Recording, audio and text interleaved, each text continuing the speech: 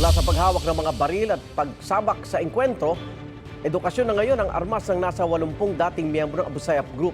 Tunghayan ang kwento ng kanilang pagbabagong buhay. Sa unang balita ni JP Soriano, exclusive. Kuha ito ng isa sa mga pinakahuling engkwentro sa pagitan ng Abu Sayyaf. Tulad ng mga balat armas na umalingaw-ngaw para masupil sila, parang bangungot sa pandinig pag nasampi ang grupong Abu Sayyaf. Ginawa nilang impyerno ang mga paraisong tulad ng Dos Palmas, Palawan noong 2001 at nagmusik ng takot hanggang abroad tulad sa Sipadad, Malaysia. Mula 1991, hindi na mabilang ang buhay na nabuwis dahil sa grupo, kabilang ang ilang pinugutan. Pero sa Sulu, kung saan sila minsang nagbase, may tila pumalit sa dati nilang ingay. Sa isang lugar doon na aking binisita, may ilang sinasanay, hindi para humawak ng armas, kundi para mag-aral.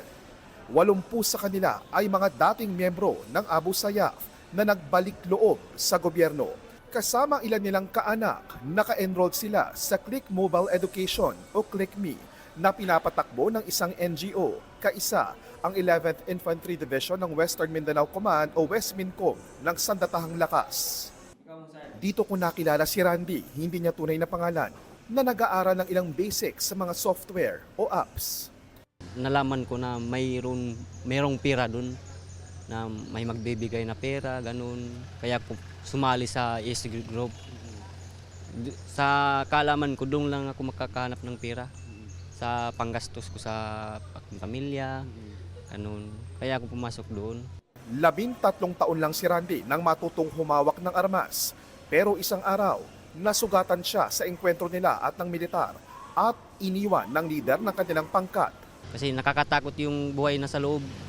Minsan gera, kung may mamamatay, hindi na mapupulot yung iba.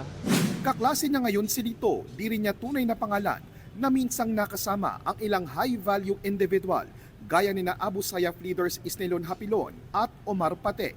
Naging bahagi siya ng ilang pangingidnap pero kumalas sa grupo noong 2018 ng magkasariling pamilya. Yung pinaglalaban, parang personal interest o pinagyayaman na yung kung ano man yung nakukuha nila. Extortion, yun ang nangyayari. Kaya naisip ko na sa magbagong buhay na ako. Kinailangan muna ni Litong patunayan ang katapatan sa gobyerno para makasali sa Enhanced Comprehensive Local Integration Program o ECLIP at tumulong pa nga sa pag-aresto ng ilang lider ng Abu Sayyaf at pagligtas sa mga nakitap nila. Ang kahirapan ni Lito at Randy ang sinamantala noon ng Abu Sayyaf para mahikayat silang lumahok sa grupo at gumawa ng mga krimen at karahasan. Gera ang sumira sa lugar na ito. Peace and order ang aming naging problema. Insurgency, terrorism, etc. Kidnapping. Kaya pagsugpo sa kahirapan sa pamamagitan ng edukasyon ang ginagamit ngayong armas para tuluyang maglaho ang multo ng terorismo sa probinsya. Dahil 9 na buwan ang pag-aaral sa Click Me program at di makakapaghanap buhay ang mga kalahok, aalalayan sila ng tulong pinansyal ng Department of Social Welfare and Development o DSWD. Hindi man natin mapalitan yung income nila, pero the important part is may naiaabot tayo na tulong para to keep them encouraged to continue the program. Batid daw ng DSWD at mga kapartner nilang NGO na wala pa namang katiyakang matutuldukan na ang pagsali ng ilang taga-Sulu sa mga teroristang grupo. Pero ang tiyak daw, isang malinaw na hakbang ang akses sa edukasyon at ang pangakong pangmatagalang tulong para maibsan ang kahirapan para makamit ang tunay na kapayapaan sa probinsya. Click Me ang simula. Pero plano yung dugtungan ng Alternative Learning System o ALS ng Department of Education o DepEd para magkaroon sila ng katumbas ng elementary at high school diploma at makapagkolehiyo kung gugustuhin. Life skills like computer literacy, digital literacy, how to prepare your resume. So itong mga development programs na to will help them become productive members of our society. Bagaman 2023 pa idineklarang Abu Sayyaf Free ang Sulu, nagsisimula pa lang ang paghilom sa mga dating pugad ng Abu Sayyaf. Sa halos 500 dating miyembrong sumuko at nagbalik loob sa gobyerno, 180 pa lang ang may clearance at naipasok sa ECLIP integration. Mailan kasing nasangkot sa mga krimen at kailangan pa ring managot Kailangan wala silang cases.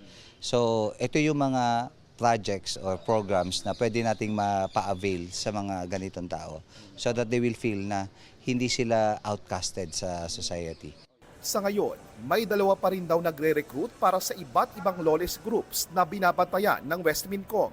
Imbes na sa kanila lumahok, nire-recruit naman sila ng Westmincom sa mga Citizen Armed Forces Geographical Unit o CAFGU para tumulong sa pagpapanatili ng kapayapaan.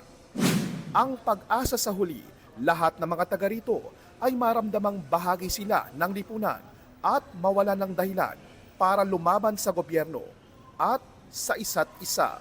Mula rito sa Maimbong Sulu, ito ang unang balita, JP Soriano para sa GMA News.